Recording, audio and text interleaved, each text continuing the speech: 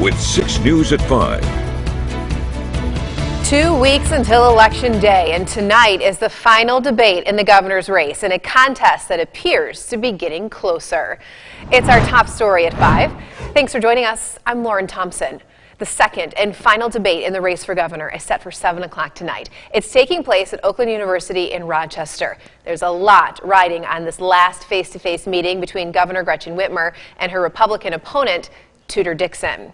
Capitol correspondent Tim Skubic is here for you now with a preview of the event.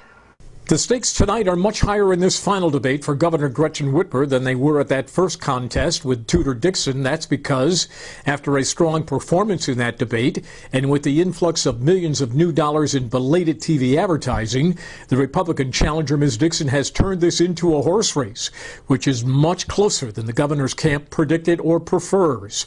Following that debate, one polling firm did have the race a statistical dead heat. But then this week, the same firm reports the governor has a 6-point lead with 6% of the voters sitting on the fence.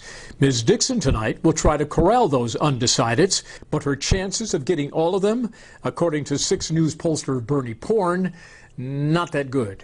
When you look at the undecided vote, it's probably going to split right down the middle. Governor Whitmer, for her part tonight, should be mindful that she needs to motivate more African-American voters in Detroit to turn out on her behalf, which is why former President Barack Obama will be in Motown Saturday at noon, and why they're running this TV commercial of him endorsing her. Meanwhile, Mr. Porn reflects that this problem in Detroit is not new to Governor Whitmer. The Democrats and maybe even the Whitmer campaign have not attended to black voters as much as they should have, and that's a long-standing story.